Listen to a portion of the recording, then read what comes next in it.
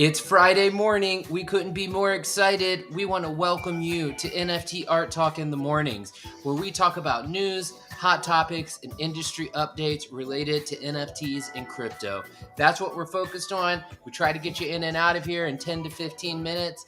And we always want to start out our mornings with a big hello and hope you're having a great day. Even though we talk about the news in the mornings, we're still about spreading those good vibes all day long, especially on a Friday. We want to welcome you in. If you haven't met us before, my name is Moshe, aka DJ Fetus. This is my homie Karthik NFT, and all the places. I gotta get my pointing right. Yeah, we'll start out the show with a quick request. If you're watching with us on YouTube, please don't forget to like the video, subscribe to the channel, and click that notification bell. If you're with us on Twitter, please don't forget to like the post, retweet that post, and shoot us a follow after we're done with the episode today. Enough of that. What's good, Karthik? How's your Friday, bro? Man, it's good. Released a new EP album today, 5-track EP as part of my whole series. We'll talk about that later in our art show and jam room. But yeah, man, just feeling good, feeling great. Happy to be here. Happy to be kicking it with you, and happy to be kicking it with the audience. Me too, man. I can't wait. You mentioned it, so let's just bring it up real quick before we dive in. This afternoon, Karthik and I are very excited. We both have dropped new NFTs. Karthik has dropped a whole new collection. I think 600 NFTs, right? Yeah, 600 NFTs. Dude, I was telling people in Spaces last night about that. I was like, yo, y'all got to come check out the show. Tomorrow, Karthik's dropping this new collection. It's 600. They're like, 600 NFTs? How did he do that, dude? And I was like, he's a magician, bro. You got to ask him. Come on the show and ask. So, yeah, we will be live this afternoon at 1 o'clock Central Time. Little tease there. Karthik's dropping a whole new collection. I'm dropping the next drop in the High 18, which is 4 new tracks and 18 new NFTs. We're super pumped to share it with you guys. Please come hang out with us live this afternoon at 1 o'clock. We'll be doing it. For sure. Let's go, man. Let's dive in and get everyone started on their days. So, yeah, we like to wrap up the week the way we started it, with a quick look at crypto and the highest price NFTs. So in the crypto markets, it's looking pretty standard here, guys and gals and theys and whatever you identify with. Bitcoin's still in this 29K range. Ethereum's actually dropped down under that 2K and is kind of chilling at this 1,800 per coin. BNB at 306, XRP under the 40-cent mark now at time of filming, about 39 cents. Cardano also dropped under the 50-cent mark this week at the time of this show, 47 cents. Solana at 42 cents or $42. DAI, Avalanche, DAI is just a stable coin. It's at $1. Polygon here is at 0.6, is at 60 cents, which is actually down a bit from what we've been reporting this week. And then you kind of have the rest of the top 20 with Litecoin at 63, Crow at 17 cents. Yeah. And then Flow, VeChain at 3 cents. Yeah, I mean, things are low but kind of leveling out, like we talked about this morning or earlier in the week.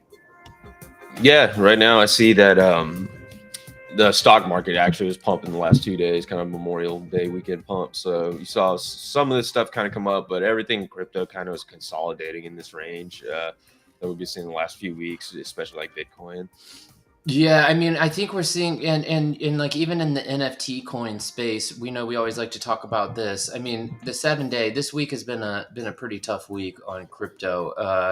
ApeCoin down 21% to $6.33. Flow down 15% at $2.44.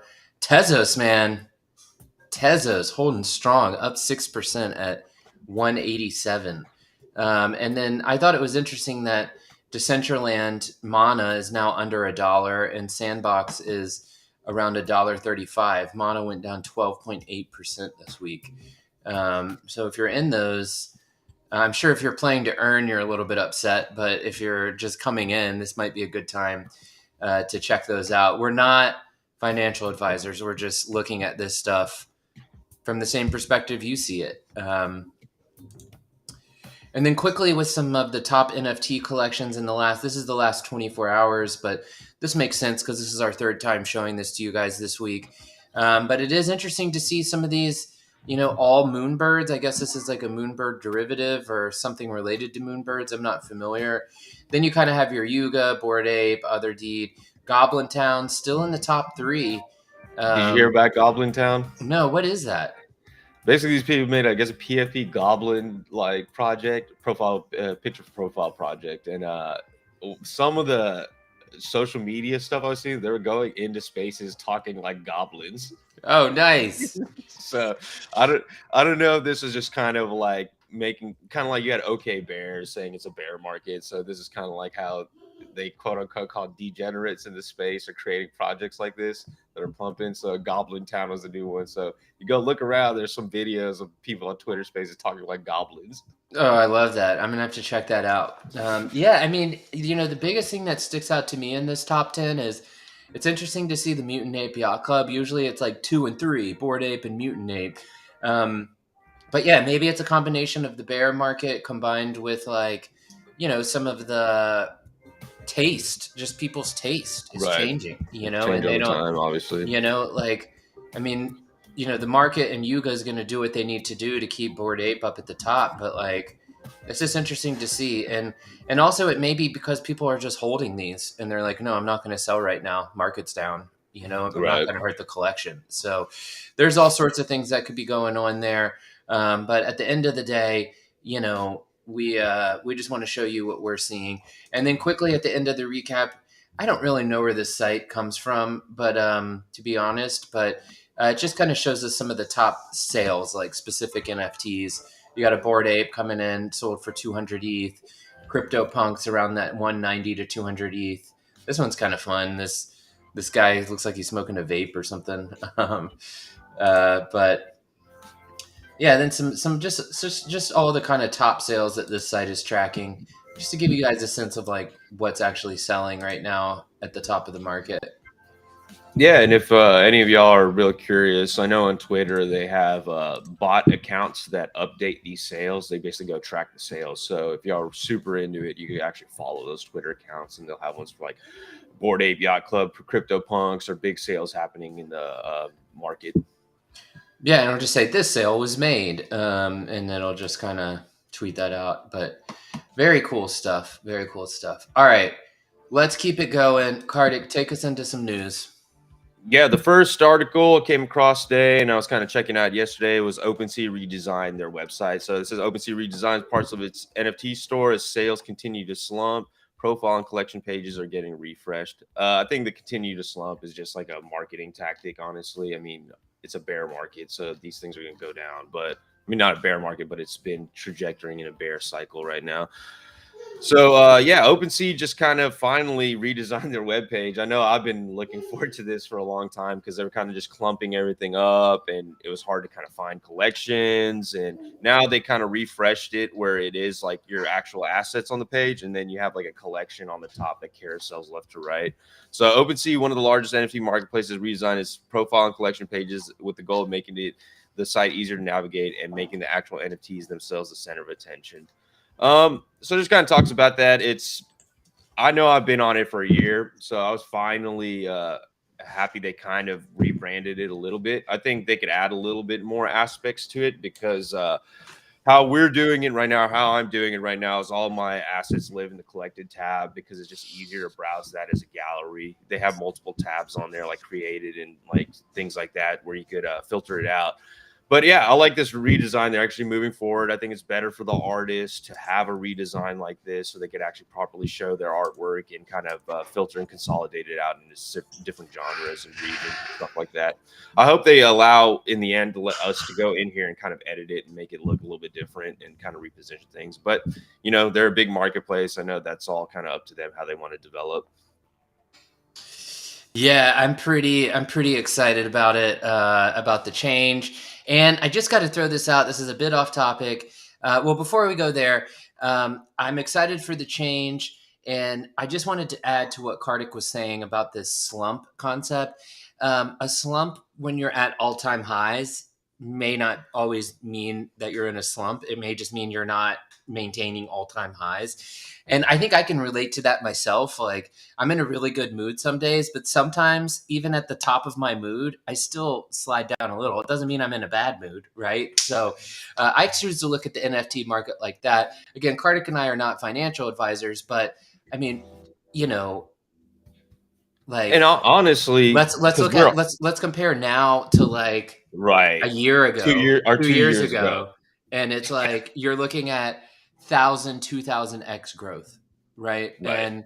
And so let's all keep our perspective when we talk about like slumps. And like even in crypto, everyone's like, "Oh, crypto drop right now," but it's like, dude, It's went Bitcoin's up at so right, yeah, $29,000. Like again, I can remember maybe less than 2 years ago, it was at like 10, 15 grand consistently.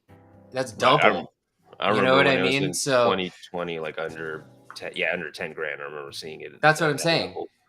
So everything's a matter of perspective, And for us, just as artists, obviously these are people like you need to sell. But as an artist, it's like, yo, if you create like the dopest art and the dopest music that people are just like, I love this experience, they're gonna buy it either way, right? Like, so this slump concept is more of a financial speculator concept, in my opinion.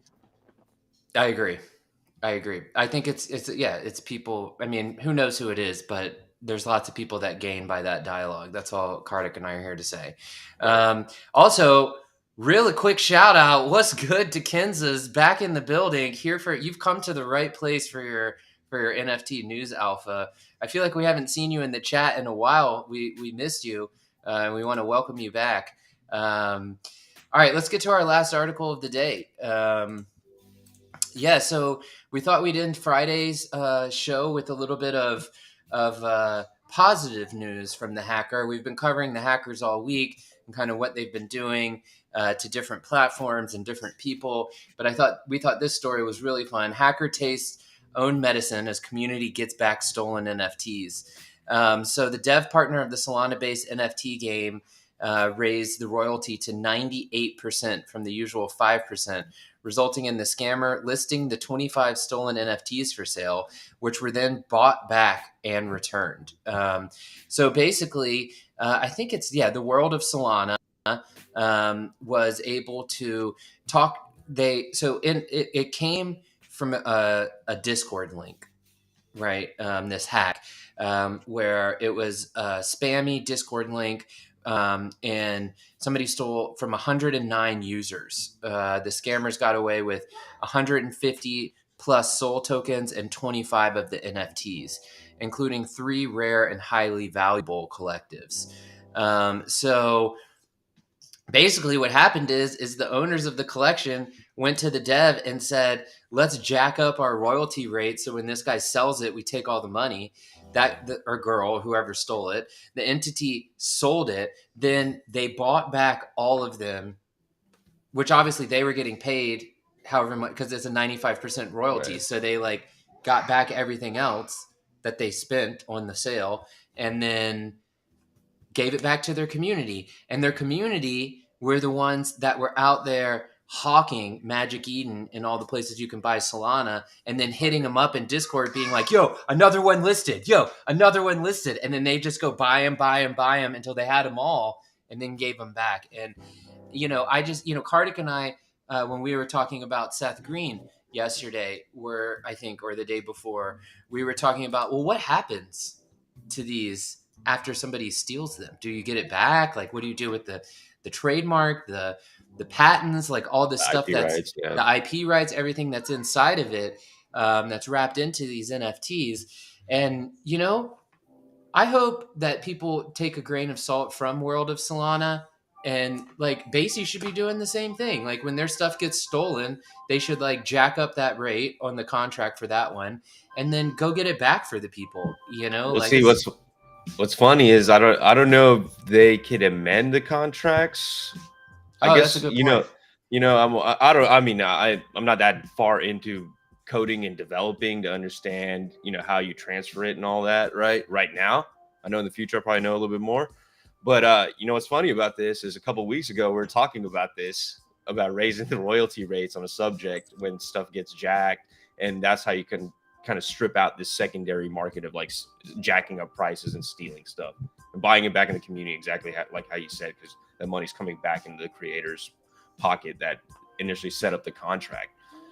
So that's another alpha. Like when you're setting up the contract, you got to be thinking about a couple of these things and not just listening to what these bigger companies say. Like, oh, 5-10% is royalty. Because honestly, me and Moshe know, coming from music industry, 20% is kind of like the cut for this manager, agent, business manager kind of percentage wise. So I always thought like that 20% should be a creator royalty standard. And the big dogs are out there at 95.5. Like the Right. artist gets 95% and you get 5% for facilitating whatever. So that's the deal that Karthik and I want to see. That's what we joke about all the time. It's like, hey, I want 95% royalty. Right. Like you still get paid. Like as a collector, you'll still get paid in a way that you've never gotten paid before by selling a piece of art from me. But I mean, I don't know, 95.5. It just depends. Right. I wish you could decide, but like, because actually I really do like the idea that like somebody that doesn't have a lot, who's a big fan and then spends kind of like their coin or whatever to like support me. I would love for them to be able to sell that in the future, get their money back, whatever. And I want to be fair, but when it comes to OpenSea, right. When it's like OpenSea's cut, I'm like, no, dude, no, Right. you don't get, it's not fair that you take 13% of whatever I sell or whatever it is on top of like the artist and creator and then the gas fees and then this and then that. What the thing with OpenSea is they just standardize, like you can't go past 10%. I think they take a 2.5% fee along with transactional fees when the sale goes through. And I know through my experience, I had to communicate with them multiple times to even understand what was going on. And then finally I went to the collections creators, earnings, email support, and then they hit me back and told me, hey, you got to go check out Etherscan or whatever Polygon scan you're on. And then the internal transaction tabs is where the transaction goes through. And then within that internal transaction tabs, there's still fees taking out by OpenSea for administrating the transaction. So, that's, as an artist, and honestly, just as an accountant as well, I'm like, hey, where are all these fees going? And like, how's it ending up in my bottom line? Because no one's being crystal clear about any of these things, especially when gas fees are going all crazy. So it's, I don't like that per se as an artist and an accountant, just being transparent, right? Transparent not only to myself and the brand I'm creating, but transparent to the customers and the people who are supporting me. I think it's very important to know that. And that's why like the creator royalty rate should be kind of administered by the creator. And what's happening right now, to be honestly, is people hold this technology over artists, knowing that artists have spent their whole life creating art. They might not necessarily know the program yet. They're going to know it. But it's like you hold that technology over these artists. It's the same thing that all these big companies have been doing to every artist, right? In Web 2.0. And it's like, that's not fair. When I'll always preach, like I do every episode, is like the artists are creating everything you see in this world. And they should be having the onus of, this is the percentage I want. This is how much it should sell for, especially in the digital world we're in now. And that's what we're being fed, is that's what this world is. All right, this is awesome. We hope you guys enjoyed today's episode. Please don't forget, if you're new to the channel, like the video that you're watching if you're on YouTube, subscribe, click that notification bell so you know when we're live or posting new videos. If you're with us on Twitter, please don't forget to like the tweet, retweet it, and give NFT Art Talk or DJ Fetus or Karthik NFT a follow. We really appreciate your support. As we were saying at the beginning of the episode, we'll be back here at 1 o'clock Central Standard Time. Karthik and I both are dropping new NFTs live this afternoon. Please come kick it with us. We really appreciate your support. We call it the Jam Room. It's one of our favorite episodes of the week. It throws us back to when we had a jam room for our band back in Austin, Texas. But regardless, we really appreciate your support. We hope you have a great day, a great weekend, if this is the last time we see you today. And please, 1 o'clock Central today. Please don't forget. We're really excited. Or Chicago time if you're looking at a map. Karthik, close us down, bro. Man, another great morning, another great day. Looking forward to the jam room. Appreciate Dickensis showing up in here, and I appreciate everybody else kind of checking this out when you have the time to. And yeah, remember to, as an artist, just be super creative and then super on your game of like what the art means to you and really understanding what is going on in all these like NFT spaces, because that's just going to empower you more. Amen. All right, we'll see you guys this afternoon at 1 o'clock Central, same time. I mean, it's not same time, same place. What the hell? 1 o'clock Central. Okay, whatever. See you guys later.